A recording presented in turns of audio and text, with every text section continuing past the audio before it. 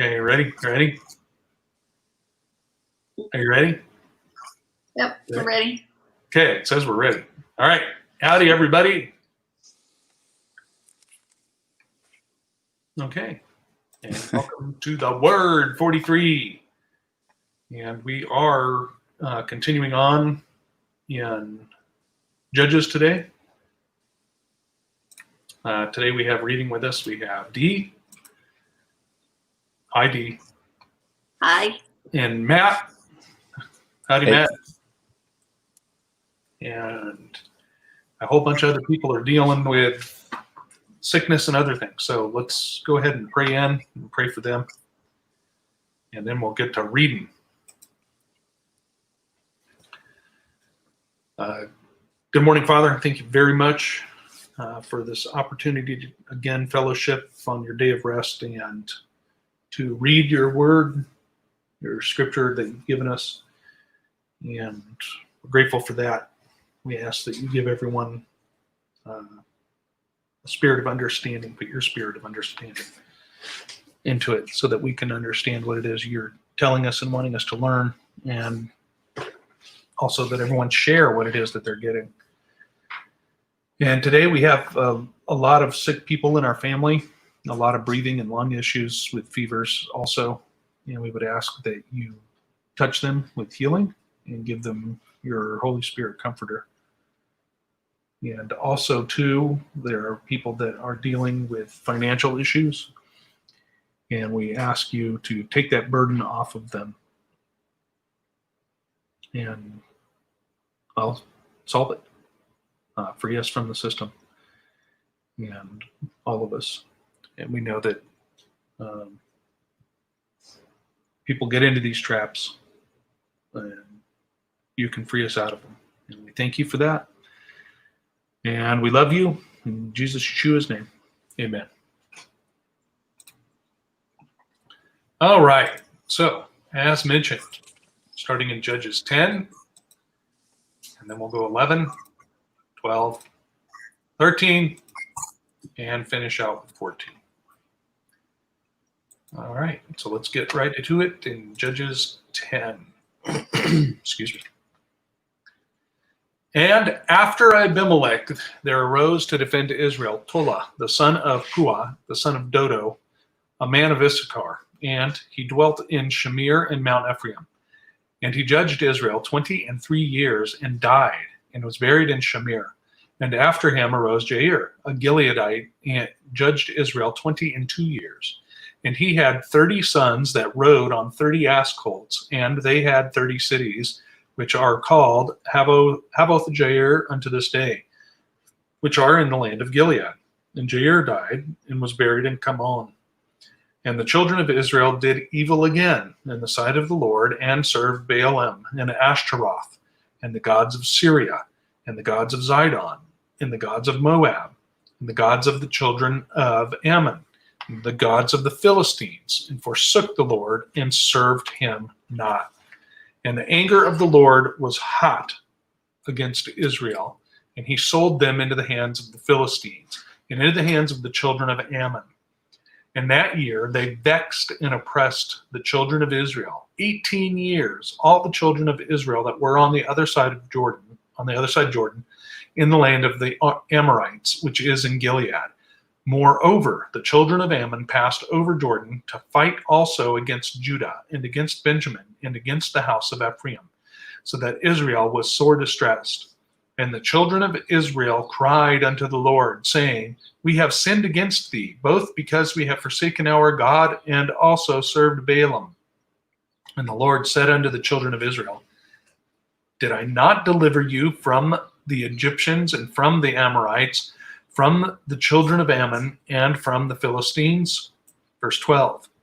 And the Zidonians also, and the Amalekites, and the Maonites did oppress you, and you cried to me, and I delivered you out of their hand. Yet ye have forsaken me, and served other gods. Wherefore I will deliver you no more. Go and cry unto the gods which you have chosen. Let them deliver you in the time of your tribulation. And the children of Israel said unto the Lord, We have sinned. Do thou unto us whatsoever seemeth good unto thee. Deliver us only, we pray thee, this day. And they put away the strange gods from among them, and served the Lord, and his soul was grieved for the misery of Israel. Then the children of Ammon were gathered together and encamped in Gilead, and the children of Israel assembled themselves together and encamped in Mizpeh. And the children and princes of Gilead said one to another, What man is he that will begin to fight against the children of Ammon? He shall be head over all the inhabitants of Gilead. Judges 11. And Jephthah the Gileadite was a mighty brave one, but he was the son of a whore. And Gilead brought forth Jephthah. And the wife of Gilead bore sons, and his wife's sons grew up. They drove Jephthah out and said to him, You shall not have an inheritance in this house of our father, for you are the son of another woman. And Jephthah fled from his brothers and dwelt in the land of Tob. And the worthless men banded together with Jephthah and went out with him. And it came to be some time later that the children of Ammon fought against Israel. And it came to be when the children of Ammon fought against Israel that the elders of Gilead went to bring Jephthah out of the land of Tob. And they said to Jephthah, Come, and you shall be our commander, and let us fight against the children of Ammon. But Jephthah said to the elders of Gilead, Do you not hate me and drive me from my father's house? Why have you come to me now when you are in trouble? And the elders of Gilead said to Jephthah, This is the reason we have turned to you, that you shall go with us and fight against the children of Ammon, and be our head over the inhabitants of Gilead. And Jephthah said to the elders of Gilead, If you take me back home to fight against the children of Ammon, and Yahweh gives them to me, am I to be your head? And the elders of Gilead said to Jephthah, Yahweh is witness between us, if we do not do according to our words. Then Jephthah went to the elders of Gilead, and the people set him over them as head and commander. And Jephthah spoke in all of his words before Yahweh in Mizpah. And Jephthah sent messengers to the sovereign of the children of Ammon, saying, What is between you and me, that you have come to fight against me in the land? And the sovereign of the children of Ammon said to the messengers of Jephthah, Because Israel took my land when they came up out of Mitzrayim from Arnon, as far as the Jabbok, and to the Yarden, and now give back these lands in peace. But Jephthah sent messengers to the sovereign of the children of Ammon and said to him, This is what Jephthah said, Israel did not take the land of Moab, nor the land of the children of Ammon. For when they came up from Mitzrayim, and Israel walked through the wilderness as far as the Sea of Reeds, came to Kadesh, then Israel sent messengers to the sovereign of Edom, saying, Please let us pass over through your land. But the sovereign of Edom would not listen. And they also sent to the sovereign of Moab, but he refused. So Israel stayed in Kadesh. And they went through the wilderness and around the land of Edom and the land of Moab, and came to the east side of the land of Moab and encamped by Arnon. But they did not enter the border of Moab, for Arnon was the border of Moab. And Israel sent messengers to Sihon, sovereign of the Amorites, sovereign of Heshbon. And Israel said to him, Please let us pass over through your land into our place.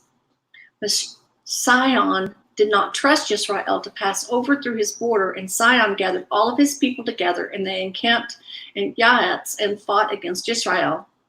And Yahweh Elohim of Israel gave Sihon and all of his people into the hands of Israel, and they struck them. So Israel took possession of all the land of the Amorites and the inhabitants of that land. Thus they took possession of all the border of the Amorites, from Arnon to Jabbok, and from the wilderness of the Yarden. And now Yahweh Elohim of Israel has driven out the Amorites from before his people, Israel. Should you then possess it? Whatever Chemosh, your mighty ones, gives to you to possess, do you not possess it? And all that which Yahweh our Elohim takes possession of before us, we possess. And now, are you any better than Balak, son of Zippor, sovereign of Moab? Did he ever strike against Israel? Did he ever fight against them? While Israel dwelt in Heshbon and its villages, and Aor and its villages, and all the cities along the banks of the Arnon for 300 years, why did you not recover them within that time? So I have not sinned against you, but you are doing me evil by fighting against me. Let Yahweh the judge between the children of Israel and the children of Ammon. But the sovereign of the children of Ammon did not listen to the words of which Jephthah sent him. And the spirit of Yahweh came upon Jephthah, and he passed through Gilead and Manasseh, and passed through Mizpah of Gilead. And from Mizpah of Gilead he passed on toward the children of Ammon. And Jephthah made a vow to Yahweh and said, if you give me the children of Ammon into my hands, then it shall be that whatever comes out of the doors of the house to meet me, when I return in peace from the children of Ammon, shall be to Yahweh, and I shall offer it up as an ascending offer.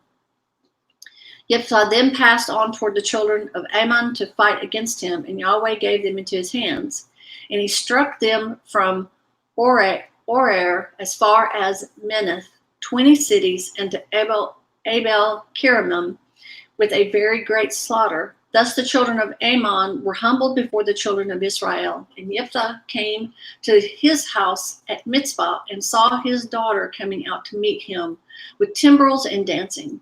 Now except for her he had neither son nor daughter. And it came to be when he saw her that he tore his garments and said, O my daughter, you have brought me very low, and you are among those who trouble me. And I have given my word to Yahweh, and I am unable to turn back. And she said to him, my father, if you have given your word to Yahweh, do to me according to what has gone out of your mouth, because Yahweh has taken vengeance for you upon your enemies, the children of Ammon. And she said to her father, let this be done for me. Let me alone for 2 new moons, and let me go and wander on the mountains and bewail my maidenhood, my friends and I. Then he said, go. And he sent her away for 2 new moons, and she went with her friends and bewailed her maidenhood on the mountains. And it came to be at the end of 2 new moons that she returned to her father, and he did to her as he had vowed, and she knew no man. And it became a statute in Israel to the daughters of Israel went every year for 4 days to lament the daughter of Jephthah the Gileadite.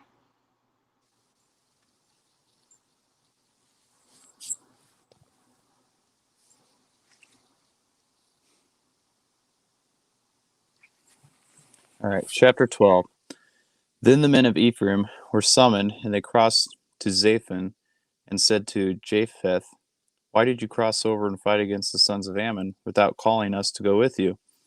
We will burn your house down on you. Japheth said to them, I and my people were a great strife with the sons of Ammon when I called you. You did not deliver me from their land. When I saw that they would not deliver me, I took my life in my hands and crossed over against the sons of Ammon.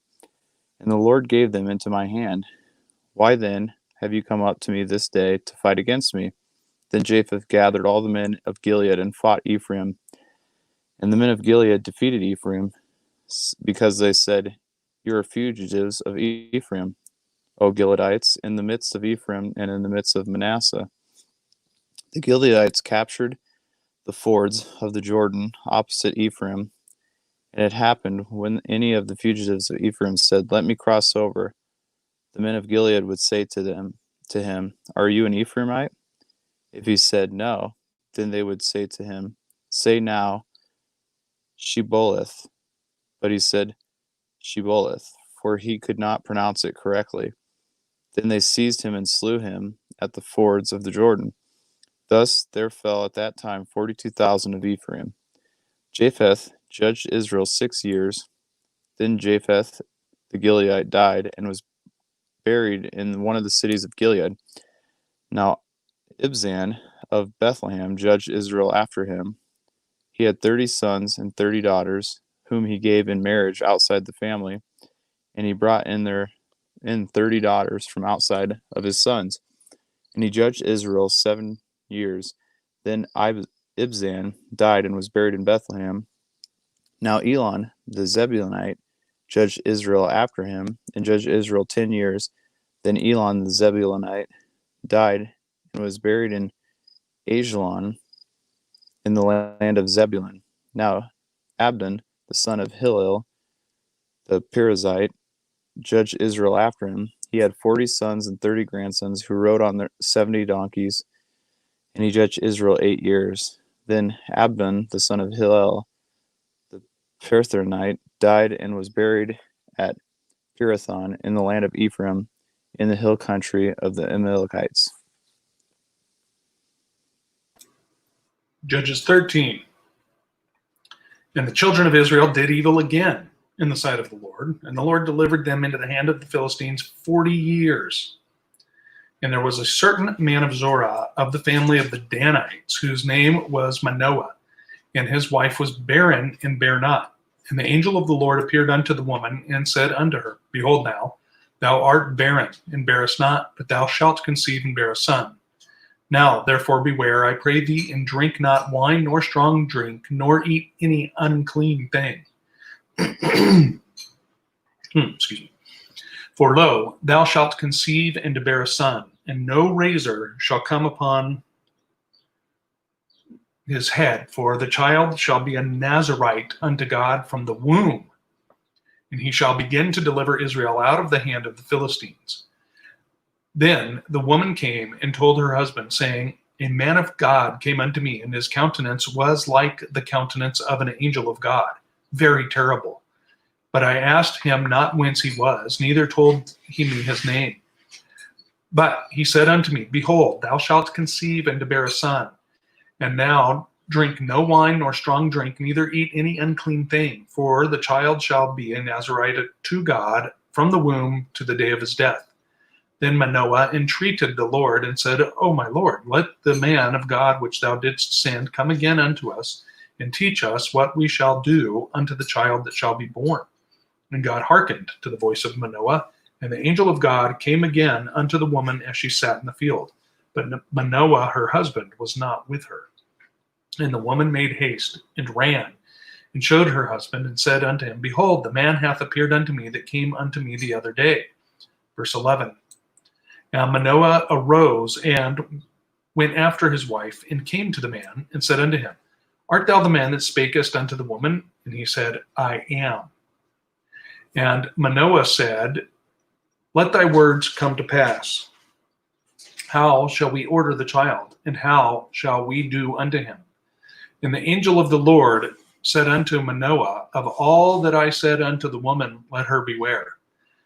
She may not eat of anything that cometh of the vine, neither let her drink wine or strong drink, nor eat any unclean thing. All that I commanded her, let her observe. And Manoah said unto the angel of the Lord, I pray thee, let us detain thee, until we shall have made ready a kid for thee.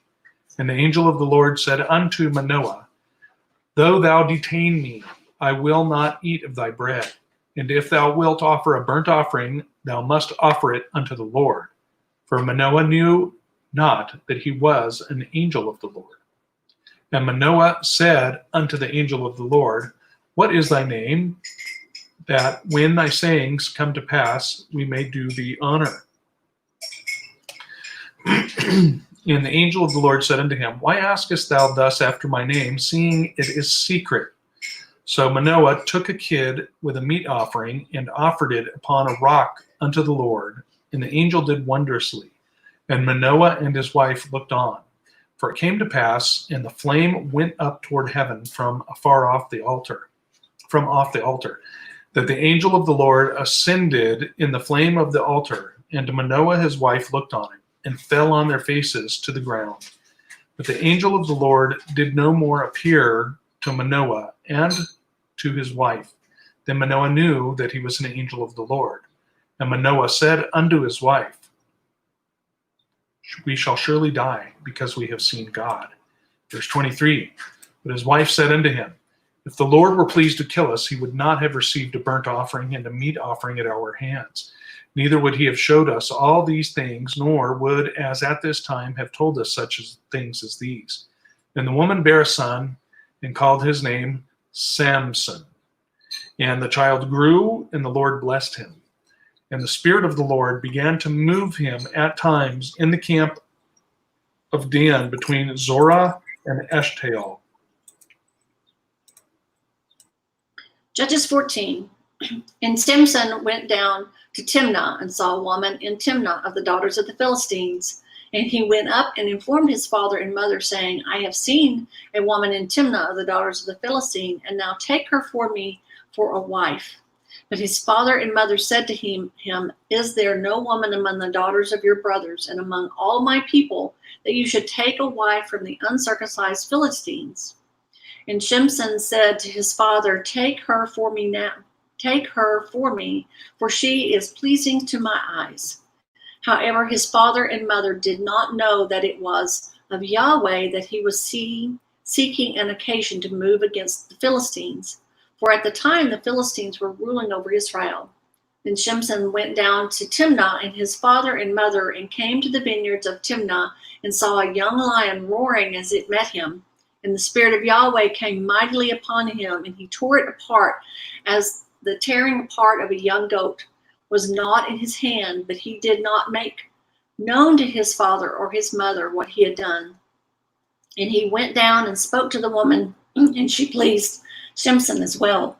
And when he returned later to her, he turned aside to look at the carcass of the lion, and saw a swarm of bees and honey in the carcass of the lion. And he took some of it in his hands and went along eating. And he came to his father and mother and gave them, and they ate. But he did not make known to them that he took the honey out of the carcass of the lion. So his father went down to the woman, and Samson gave a feast there, for young men used to do so. And it came to be, when they saw him, and they brought 30 companions to be with him. And Samson said to them, Please let me put forth a riddle to you. If you clearly solve and explain it to me within the 7 days of the feast, then I shall give you 30 linen garments, excuse me, and 30 changes of garments. But if you are unable to explain to me, then you shall give me 30 linen sheets and 30 changes of garments. And they said to him, Put forth your riddle and let us hear it. And he said to them, Out of the eater came forth food, and out of the strong came forth sweetness. And for 3 days they were unable to explain the riddle. And it came to be on the 7th day that they said to Samson's wife, Entice your husband to explain the riddle to us, or else we burn you and your father's house with fire. Have you invited us in order to take what is ours? Is it not?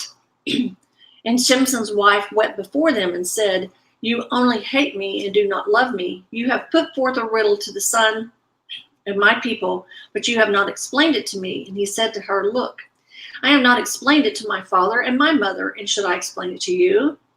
And she wept before him the 7 days while their feast lasted. And it came to me on the 7th day that he informed her, because she pressed him so much. She then explained the riddle to the sons of her people. And the men of the city said to him on the 7th day before the sun went down, What is sweeter than honey, and what is stronger than a lion? He said to them, If you had not plowed with my heifer, you would have not solved my riddle. Then the Spirit of Yahweh came mighty upon him, and he went down to Ashkelon and struck 30 of their men, stripped them, and gave the changes of garments to those who had explained the riddle. And his displeasure burned, and he went back up to his father's house. And Samson's wife was given to his companion, who had been his friend.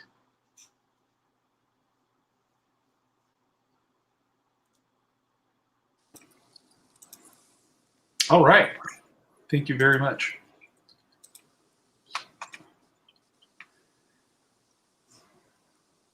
Lots in this, right?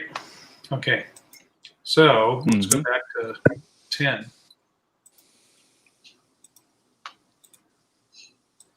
Where we started. Excuse me. And I have to go through this. I didn't write anything down. But what do you all have from 10? I didn't have much in 10. No? I just had a general observation. Go ahead. I'm sorry, Matt. No, you're fine. Go ahead. Go ahead. Well, no, it was just, Abba just kept saying, no, not going to listen to you. Nope, not going to listen to you. And then finally they got it. and put the gods away. You know, stop worshiping other gods. Stop it.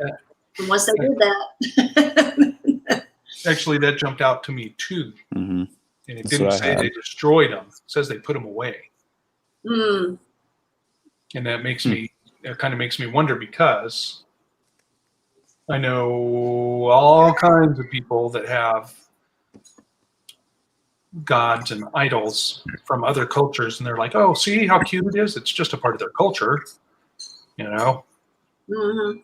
And I don't know, they're mixing as far as I'm concerned.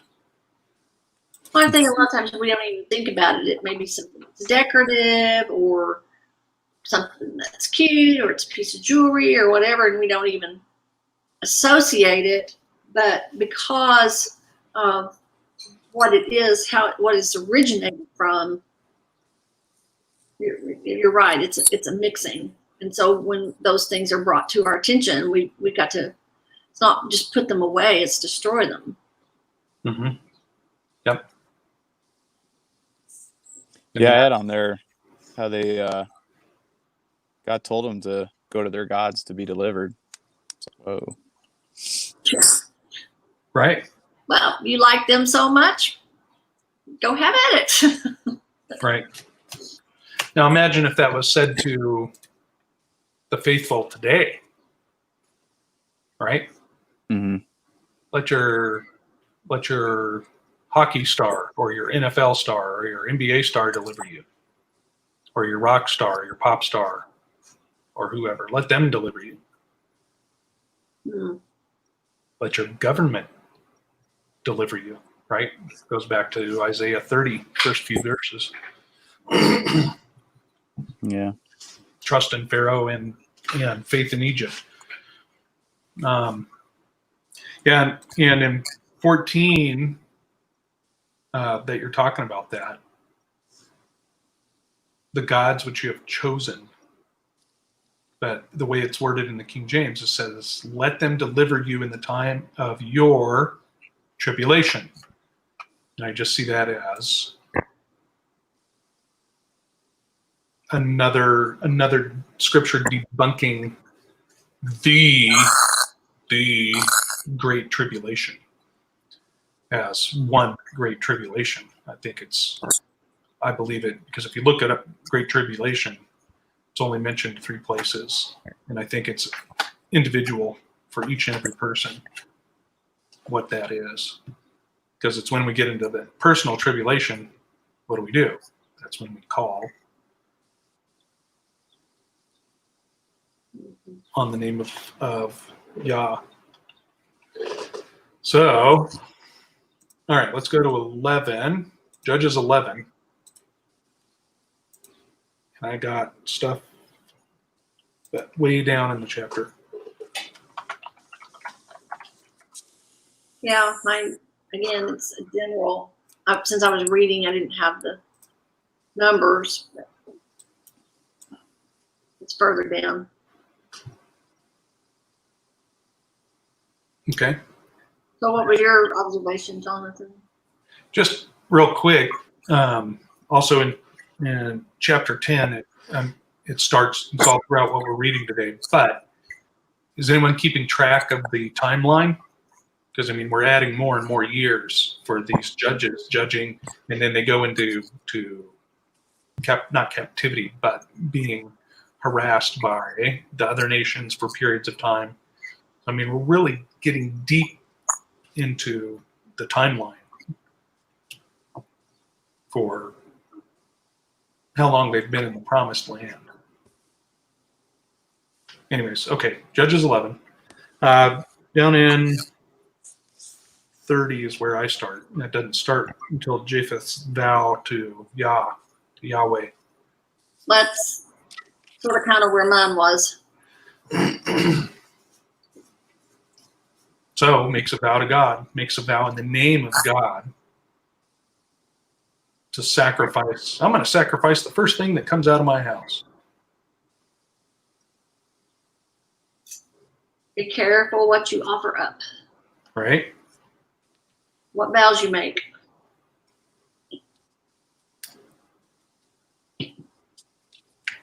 No, I know Zach Bauer likes to point at this because I guess that's one of the arguments from certain sects of people calling themselves Hebrew roots is that in denying Messiah, in denying Christ, they say, oh, human sacrifice isn't sanctioned in the Bible. Well, there we have it right there.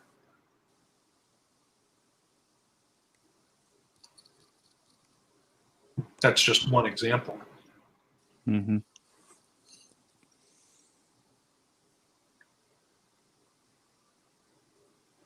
Yeah. I got a question about 37 and 38. Why is she bewailing her virginity? I think it's not so much a bewailing of her virginity as the, their that culture back then was very much a woman is praised for her children, for her household and her children, that she's able to, be honored through, and she's not going to be able to do that. She's not going to be remembered through her family. That's just something I thought of. I can see that. I can definitely see that. That's a very good insight.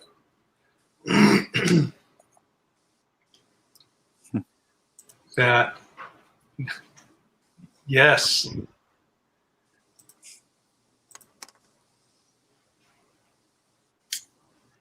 That's a good insight too. I don't think that it was an acceptable sacrifice from God's perspective, but the honor of a man's word was valued more back then. Well, and just, Yeah. Look at her. She valued Abba and honored him enough to say, do what you vowed to do. Yeah.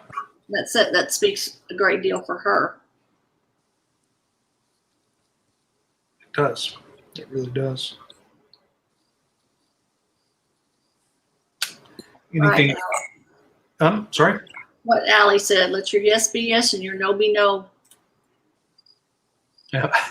Yep. Nice picture, Allie. Yeah. Yes be yes, no be no. Let's go to 12.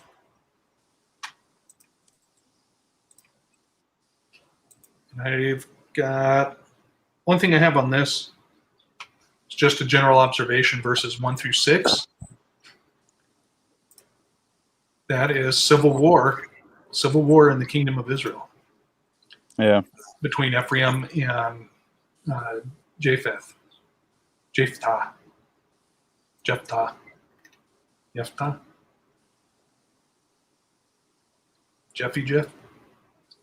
Okay. Anyways.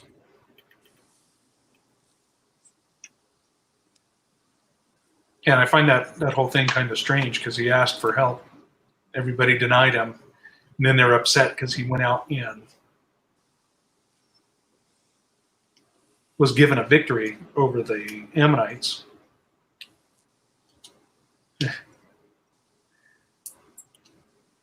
Just, I don't know. People are strange. People are funny in that way.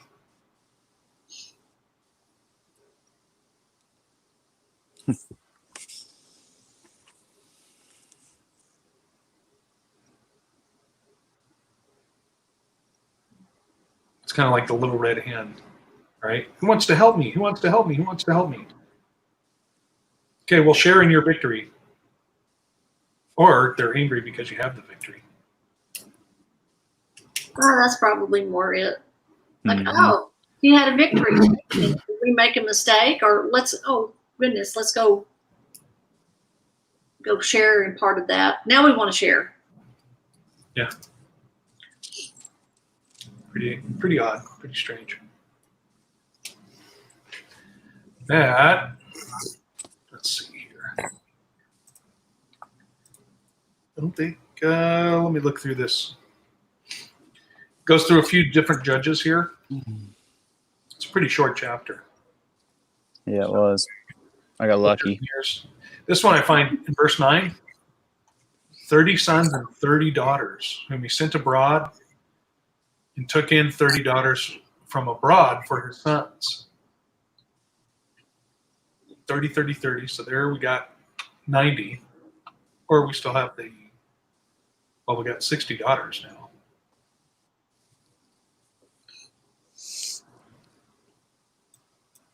So he took daughters from foreign countries, but he didn't take son-in-laws from foreign countries? I don't know if it's this. Well, yours says countries. This just says abroad. So I'm thinking all the different tribes. So, no, it says abroad. He sent abroad.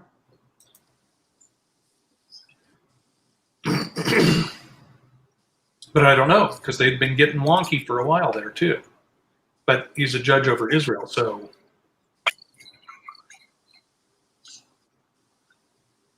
Mine says from outside. New American Standard. mm-hmm. Now is this outside of the district where Bethlehem is? Because verse 8, he's from Bethlehem or of Bethlehem.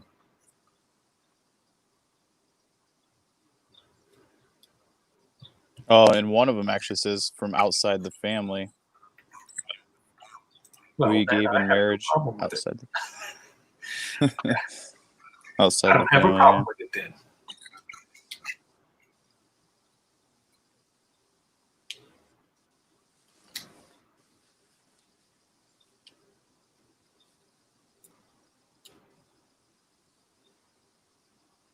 Yep, Okay.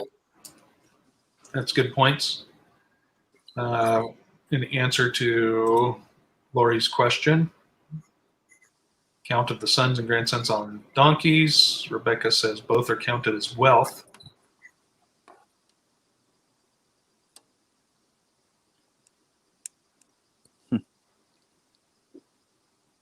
Interesting.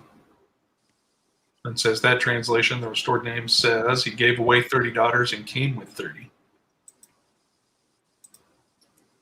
So gave 30 daughters into marriage and then his sons got 30.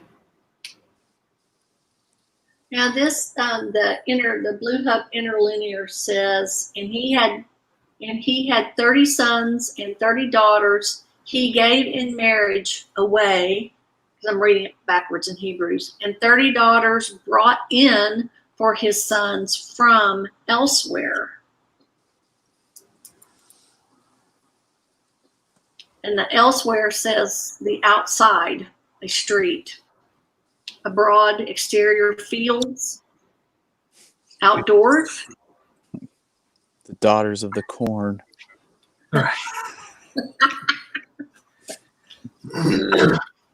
Don't scare me. You did not like those scary movies, did you, Matt? Probably.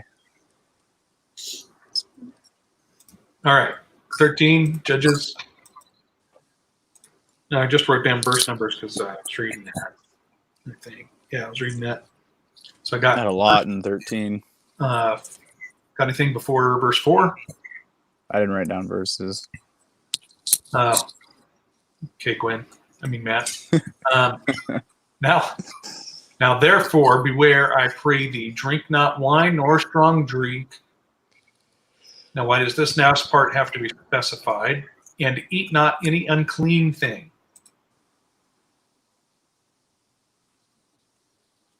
Maybe they had gotten off on that too. Bacon? Well, if they were living around Philistines and stuff like that, they pick up those habits of just eating. Yeah, it just makes me wonder. He tells her not to even eat any grapes, not just fermented. Yeah, it gets down further in there too. No, nothing of the vine. Grapes, what does it say? Grapes wet or dry or something like that? So no raisins? It makes you wonder if it just meant the grapevine or all vines. Like squash, Mm-hmm. zucchini. Interesting. I think I'm going to say just the grape because I think Mhm. it seems to be that grapes and wine are synonymous with the vine. They're like used interchangeably, kind of like a king and a kingdom and a nation. Yeah. Well, and if it's in the context of the sentence, it would be, it says, let her not eat food that comes from the vine, neither let her drink wine or strong drink. Right. So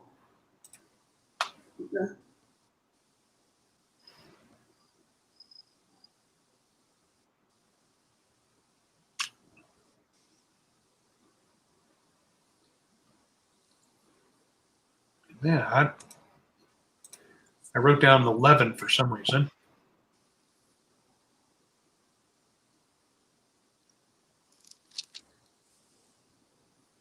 Oh, okay. Now I know why. Yeah, because the I am. Because I am. Yep. I had that down. I am that I am. Right? When Moses asked the name of Yah. Yep. Who shall And I then- tell them sent me to Israel? I am that I am. Yah, Isha, Yah. Well, and then later, it's clear that they think that they saw God, not just an angel. Yep. But then again, in 16, because I wrote that down too,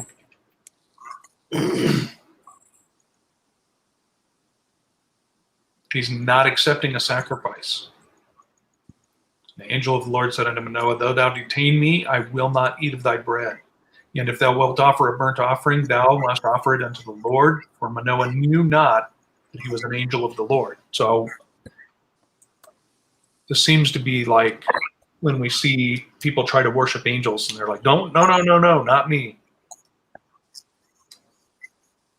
Or other people. You know, I'm just a man. I'm not like, I'm just like you. GR. That.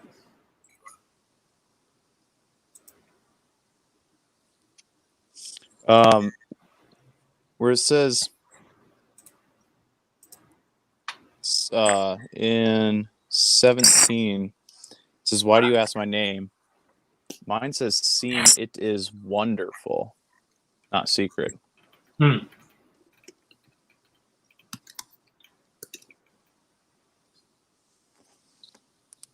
verse 18, seeing it is secret. That. Or yeah, 18, sorry. Excuse me. maybe all angels are not to be named. Some angels are not to have names or be known by their name. Let's see. Huh. I don't know where they got secret from. It's Hebrew 6383. Pili or Pali from Hebrew 6381. And it means remarkable, secret, or wonderful. And then the root word that it's from, Pala, is a primitive root, properly perhaps to separate, that is, distinguish, literally or figuratively, by implication to be, causatively make, great, difficult, wonderful, accomplish, arise, be too, hard, hidden, things too high, do, a, show, marvelously, marvels, things, work, miracles, perform, separate, make singular, be great, make wonderful, wonders, wonderly, wonderfully, things, works, wondrous. Okay. Good enough with that. Let's see. So then we get down. Got anything else? Because I'm going straight to 24, unless you got something in between there. Nope. Samson. What does his name mean? You know how all these names have a meaning? It means sunlight. Means what? Sunlight. Sunlight? Yep. from an unused root meaning to be brilliant, or the sun. And it goes on.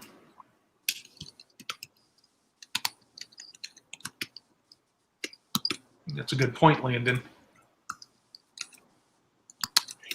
I like how she was like, dude, chill. If he was going to smoke us, he would have done it already.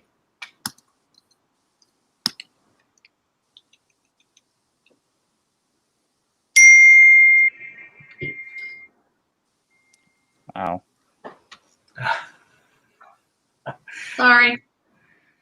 Exacerbate arthritis. Oh, okay. You're still talking about tomatoes. Tomatoes are a nightshade. And it's funny because when you do a cleanse, they tell you not to do any nightshades. No potatoes, no tomatoes, no chilies, no peppers. But alas, I digress. Okay. But they also have lycopene in it, which is an antioxidant. Right? So I would imagine that a lot of that stuff, if we eat a lot of it, it's sort of like like with homeopathics, they have like treats like. So something that is sort of may not be or it may be the body thinks is a poison. They treat it low doses, and that kicks the immune system in to treat it. So I don't know. It just may be like an overdose of it that creates a problem. I don't know. I'm not a doctor. okay, Judges 14.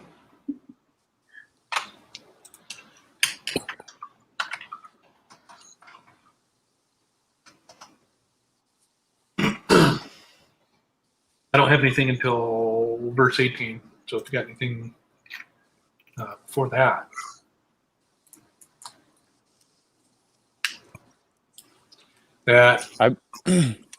Actually, I take that back. Okay, go ahead. What were you saying? I was just going to say I kind of summed the whole chapter up in basically that she, the fear of the people caused her to betray her husband. Right? Yep. And Samson takes a Philistine, too. Philistine to wife. Yeah.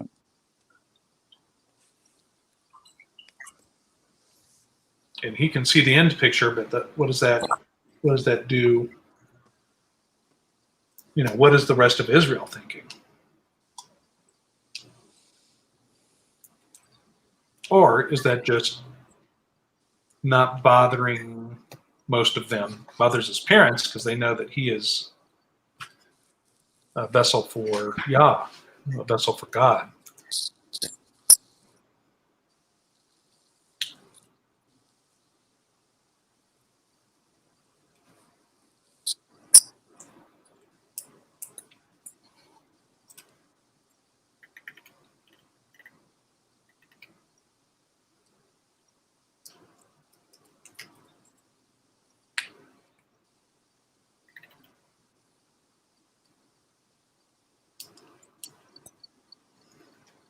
Anything on the honey and the lion?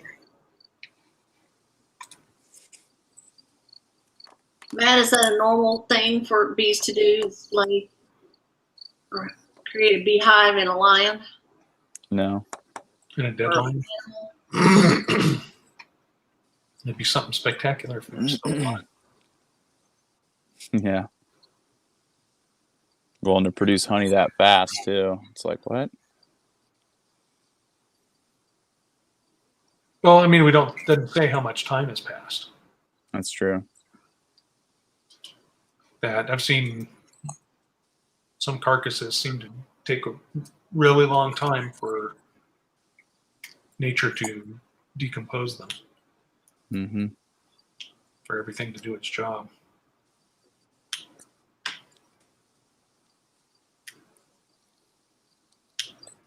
There's something outside of our neighborhood. I think it was a coyote that got hit by a car. It kind of looks like I picture this lion's carcass. It's like the ants and other things have taken the guts out, but it's like this rotted, decomposed, hairy leather on a skeleton.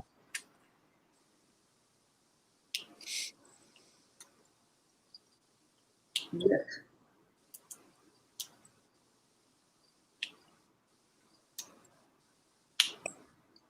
Yep, exactly.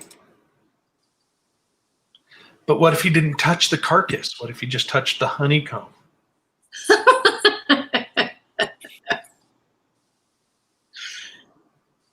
It couldn't have been unclean, though. Otherwise, he would have been breaking his Nazarite vow, or his whatever vow you want to call it. Right?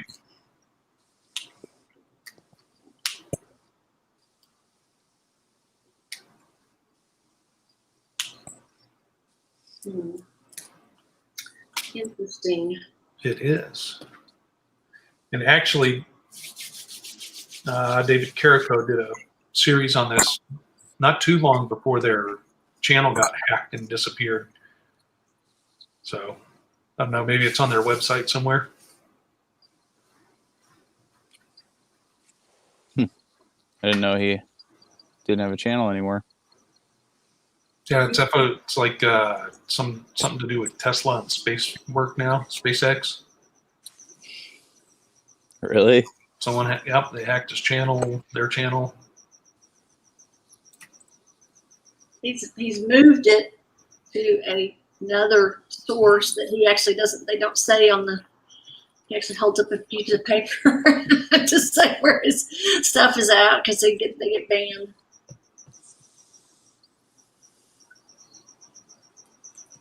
So all his videos are gone?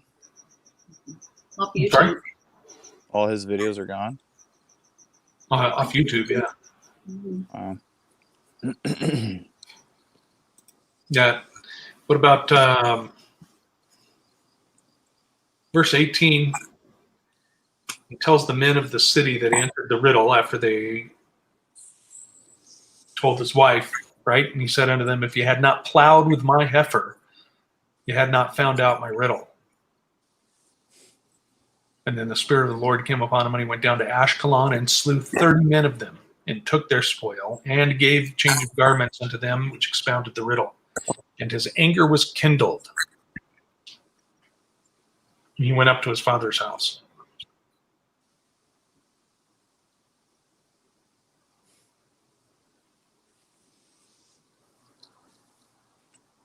And then what about verse 20?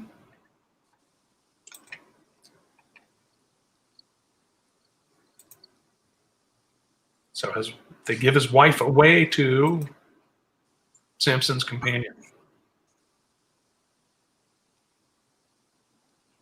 And it's really going to get interesting in the next chapter with that.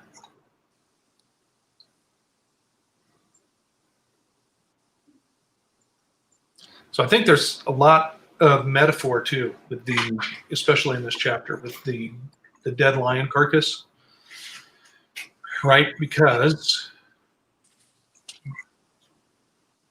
isn't Judah a lion? It's a prophetic kind of analogy. And out of that dead carcass comes sweetness and honey.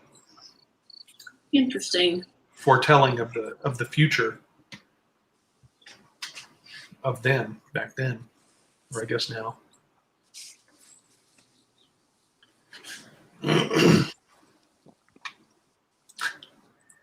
Oh, goodness.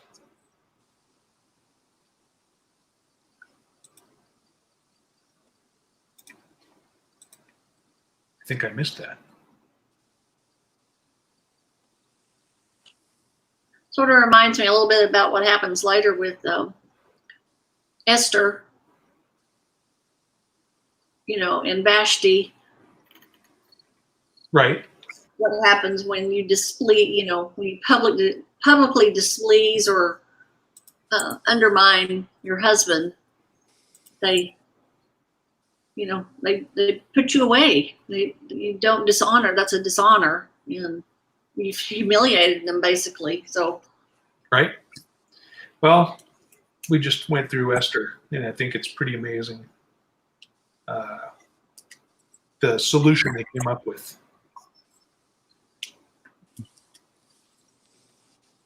And that, because he could have just, being a tyrannical king, he could have just killed her, but he didn't. And basically, it was okay if you humiliate me as the king, then I'm going to humiliate you tenfold.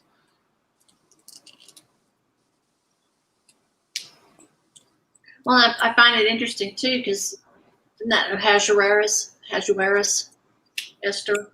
Uh-huh. Later on he gets to missing Vashti. Well, if you go to Judges 15, Samson starts missing his wife. Sometimes I think those decisions are rash decisions out of, their embarrassment and dishonor. Possibly, probably the correct one for the situation, but. Yep. And that, there's a lot more in that. We'll get to it. And that, what did I say? Actually, I want to go back. Oh, I already covered that. Okay. So, there's a lot in this, and we're going to get more too. What do we have left? Oh, we got a lot more chapters left. Mm-hmm. Well, there was already several hundred years past, hadn't there? There's definitely a few hundred years have passed right now. They seemed to be doing okay as long as there was a judge over them, ruling over them. Yep.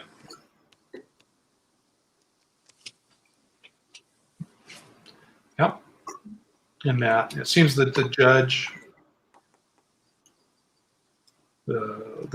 are people that just call them out by the law that they were given.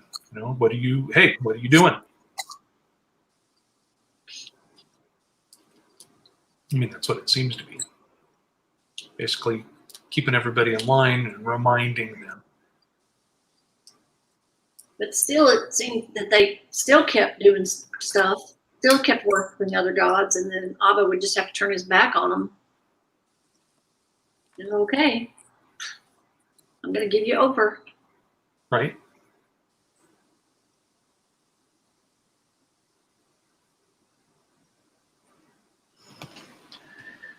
That is a good question, GR. Make sure to ask it for the next reading.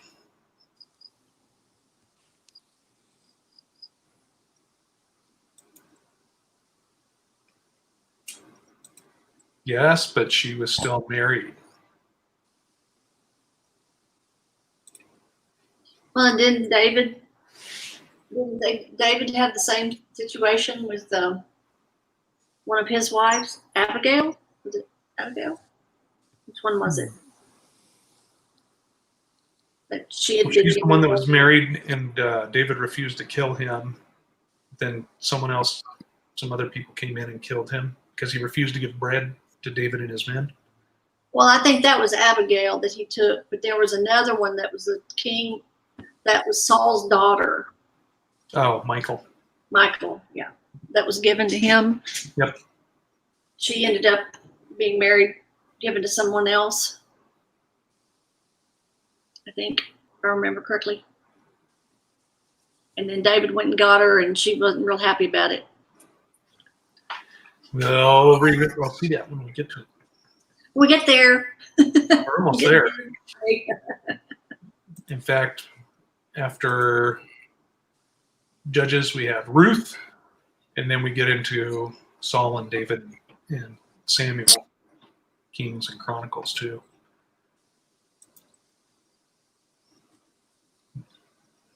It's pretty interesting, very much so.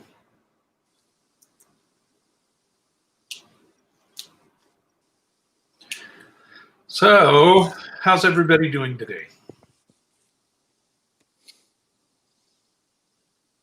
I think Matt's been better. He's getting browner. Yeah. Or redder with the sunshine. Right. Eli can't get any more tan, so he's good. Right. I'm surprised my dog doesn't have a sunburned belly. She likes laying out in the sun when it's 108 degrees. I don't see how that black dog goes out there and lays out in the sun. Yep, belly to the sky. It's pretty entertaining. We joke that she's solar powered.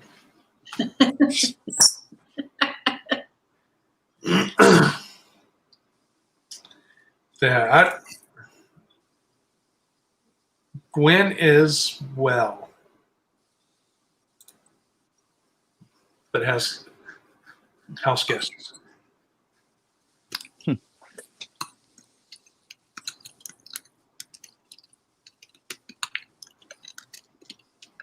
Huh. Yeah, my hair gets blonde from the sun. Well, quit spraying that sun in onto it. Yeah. It's hotter when you wear a hat out here. It's the wrong type of hat then. I know. I need like one of those straw hats. Yep. You need one of those big old Zapatista sombreros. Those things provide shade for you and your family. Yeah, how do you keep it on in the wind then? Gotta get a little chin strap. Right? We think of that stuff as just culture things, but I'm sure there's very much practicality to it. Yeah, there's a lot of people out here that wear cowboy hats. Now I know why. Yep. Felt ones or straw ones? Not straw, just the regular ones. Yeah. I would think that would be hot. Felt's pretty hot, Yeah, in my opinion. beer hat replaced with water. Or those, you get one of those safari hats. Got the vent holes in the top. They have them at Dollar General, Matt. You could probably just drive down the street.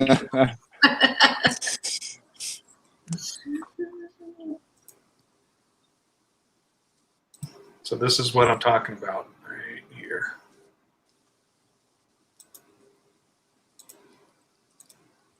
That type of hat. And then the ones that the peasants had were even bigger, made out of straw.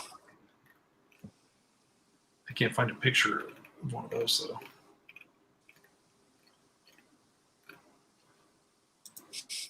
though.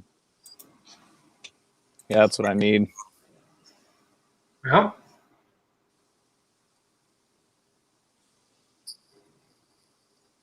Oh. Well, you got some good hat suggestions in the chat right there. Yeah, I see that. Don't they have one? I keep seeing one of those that's got gel in it or something like that. That need to make a gel, one of those that's like got ice packs in it and put it in the freezer. Right?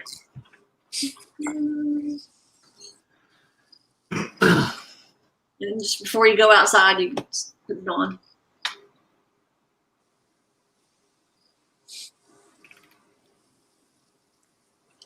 Goodness.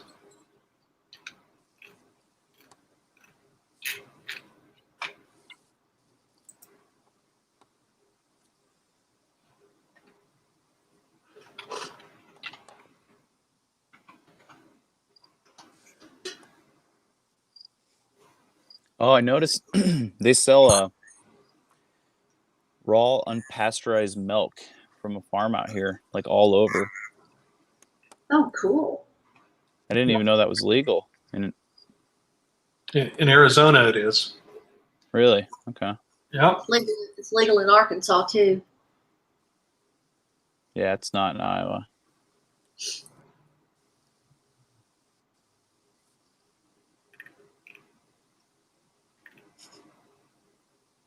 Nah.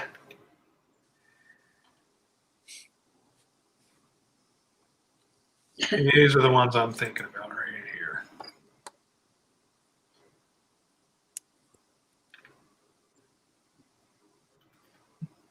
Boy, it's going slow all of a sudden.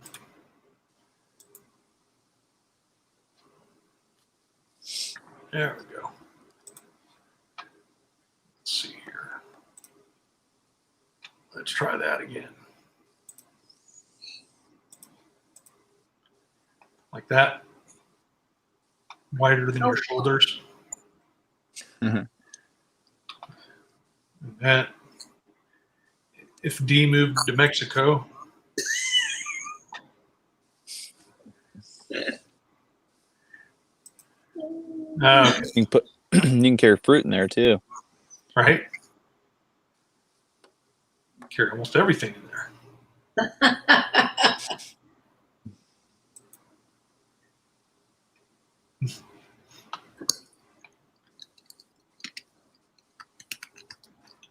Chinese farm hat. Now we got to look that up. Okay. What are we talking about today? Chinese farm hats.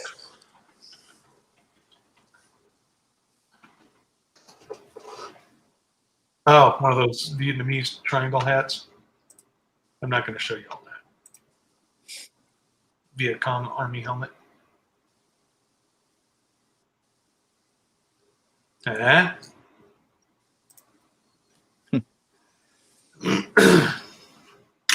Whoops.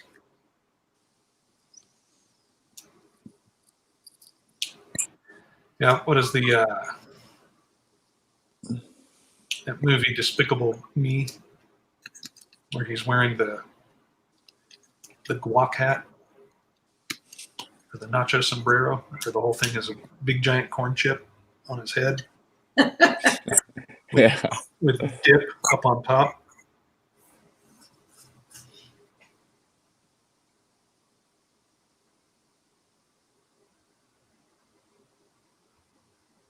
Viva Zapata.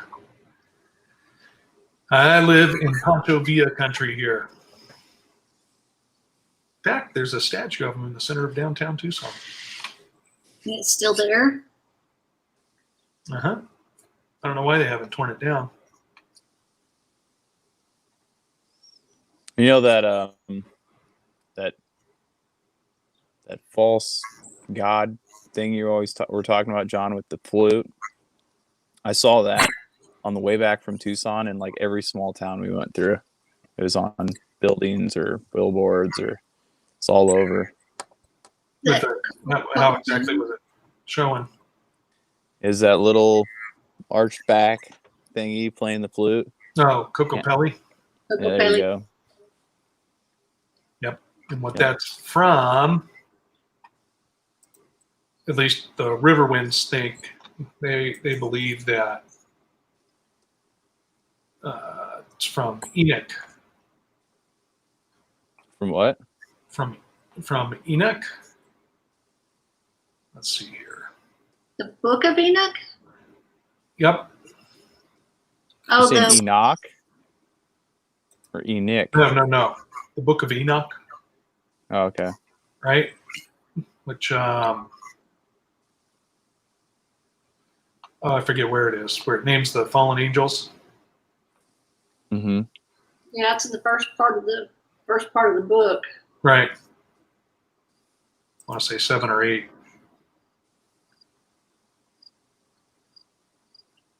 But they believe it's one of them fallen angels? Right, because there's one of them is named Coco Bell. Mm. They say that's awfully close to Coco Belly. And the thing is, Cocopelli is sold to Americans, to Anglos, to gringos, to non-Indians, non-Native Americans, as the flute player of the heavens, and also the man of the moon, because that shape is kind of in the man of the moon. But when you get into the Hopi tradition, he's a star man that was cast to earth, and on certain nights you can hear his playing his flute, and they would lock their children out of the house as a sacrifice for him to come and get these children to eat. And it's like, I know people that are school teachers that got that plastered all over their house for little children. It's like, what are you doing? You have any idea what you're doing? Thank you, Lynn. And that, Enoch 6, let's see. As my friend used to say, I knew it was there somewhere. So, yep. In verse 7, this is after they are fallen, cast down to Mount Hermon. Let's see, verse 4, and they all answered him and said, let us all swear an oath and all bind ourselves by mutual imprecations, not to abandon this plan, but to do this thing. Then swear they all together and bound themselves by mutual imprecations upon it. Verse 6, and they were in all 200 who descended in the days of Jared on the summit of Mount Hermon, and they called it Mount Hermon because they had sworn and bound themselves by mutual imprecations upon it. And these are the names of their leaders. Shemaiah as their leader, Rekabah, Ramiel, Kokabel, Tamael, Ramiel, Dainel, Ezekiel, Barekiel, Asael, Aram, Osbatharel, Ananel, Zakiel, Semaspiel, Satarel, kind of like Saturn, Turiel, Jomjael, Asariel. These are the chiefs of tens. So those 20. And let's see. Let's go to the next one.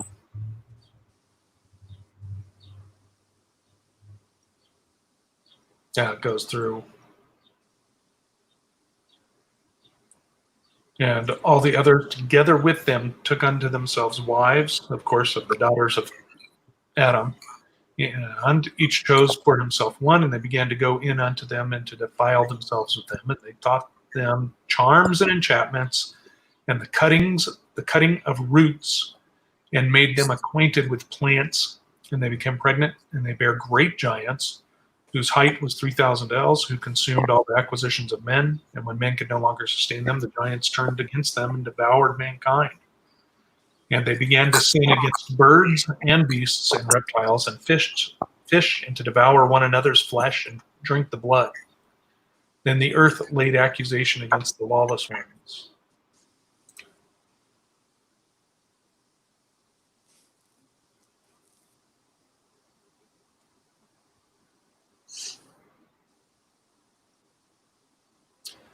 And then in the next chapter of 8, down in verse 2, halfway through the verse, Kokabel the constellations. So why do they call him, say he's from the stars? And maybe why he's shaped like the crescent moon thing. Sort of, kind of. I mean, if you look, let's see if I can find a good picture of it. I'm going to use the other one because it gives better pictures. It gives better pictures than Google. Let's see here. Oops.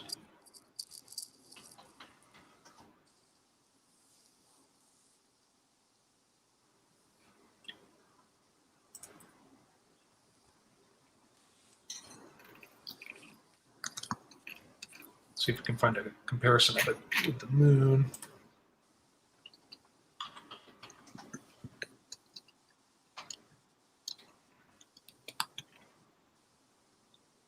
Here we go.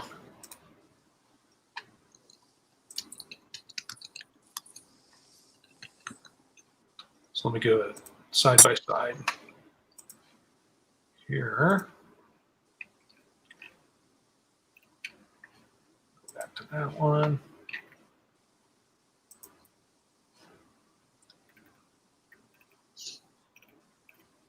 Try to find a really good traditional one.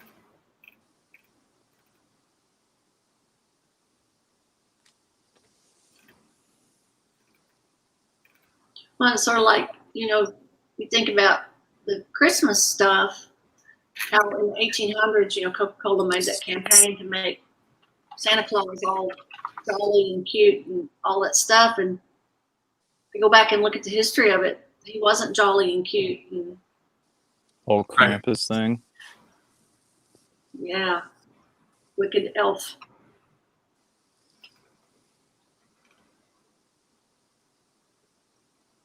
That's how all this stuff, these, holidays and everything like that is, and then when you tell Christians that, they're just like, oh, well, it's not what it means to me.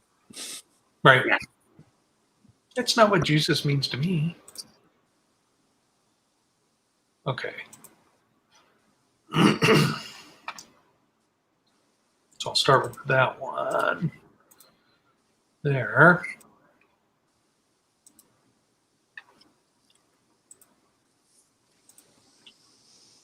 Okay, so this is pretty close to the traditional, right? So you have he's playing his flute and he's hunchbacked, right? And you have these, which are horn or bone, but in a lot of the older ones, you can see they're sticking out of his back, like like spina bifida almost. And then let's see if this switches.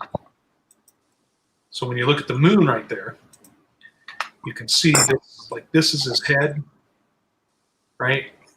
And here's his body, his upper body. And there's his arms holding the flute out up to his mouth right there.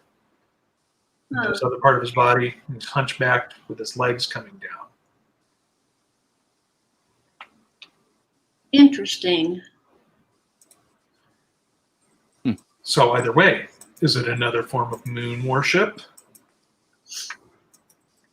Right? The goddess Luna.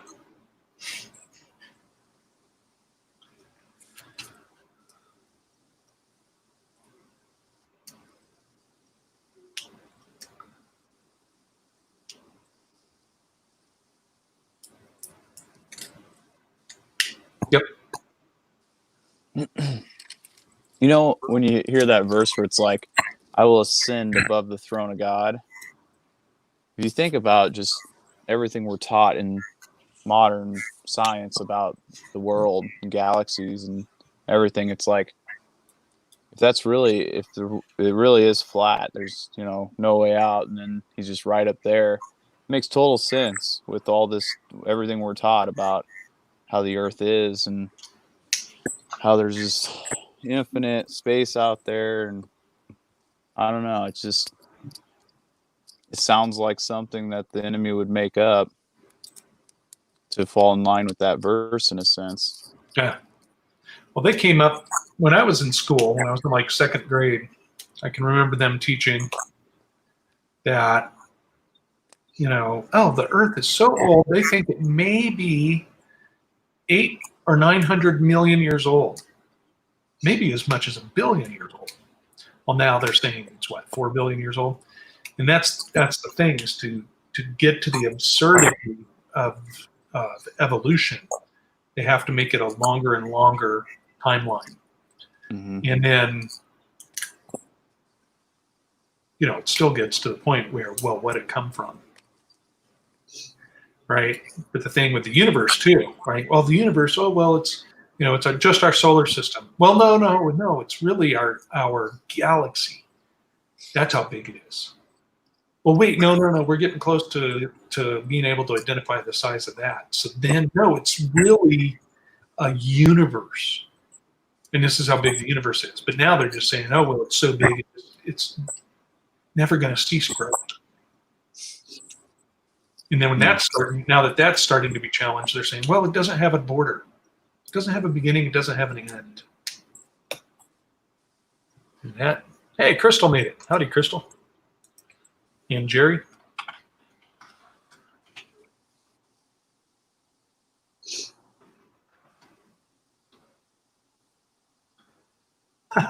Landon. That.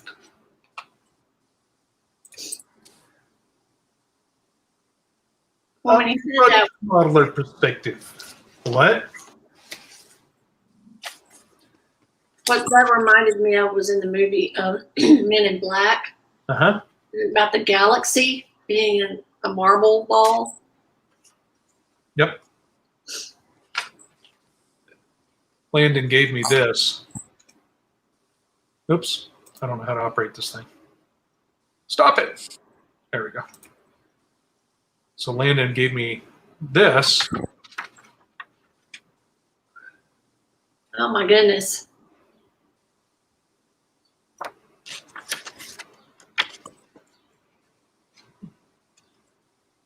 From Richard Nayal. except Landon. He's got the $1 trillion one. Yeah, but yeah, if you think about it, I mean, it's exactly like our money. It's got the same texture. It's got the same print. It's got the same counterfeit stuff on there, right? What's the difference? And that with the two warring factions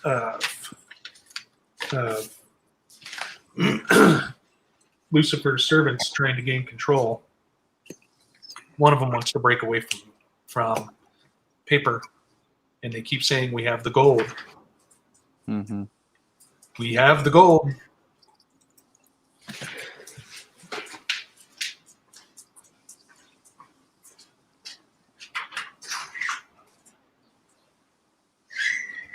Yep, something unexpected is going to come of that. Mhm. But that's another story entirely. It's a lot of zeros. That means so much in more than one way. It's not worth the paper it's printed on. One of these days we'll be out of the system. Yep. Yep. Yep. That's really for true.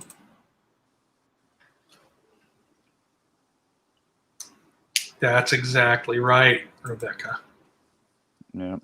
Same people that own the paper are the same people that own the gold and silver. What are you going to do? You know, yeah, they're really disdain a lot of movies now, most of them. But there was a Mel Gibson movie called Conspiracy Theory. Mm-hmm. Yeah, I've seen that. It's funny because he's trying to explain to this district, this federal attorney, federal prosecutor, about how it is. Now, there's two different fractions and they're warring with each other and stuff, but then they cooperate with each other. It's really kind of strange. They're always fighting each other for who's going to maintain control, but then they cooperate with one another for certain things, and I don't understand that. It's the way it is, though. They're serving their master. Mm-hmm.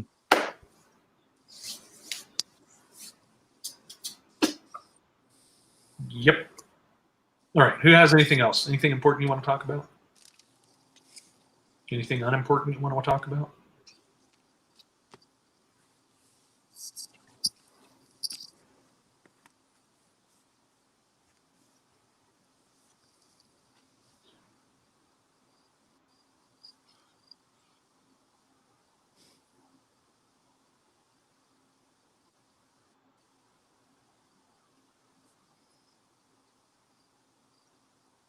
A lazy day today.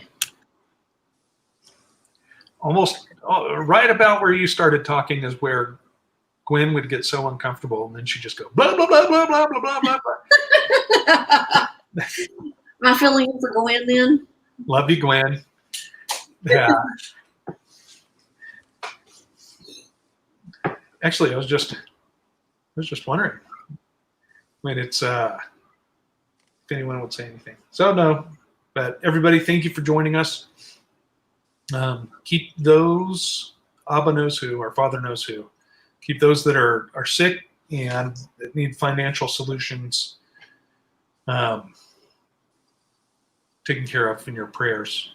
And other than that, I love you, and we'll see you in a couple of days. Thank you, Dee, and thank you, Matt. All right, everybody. Have a great Sabbath.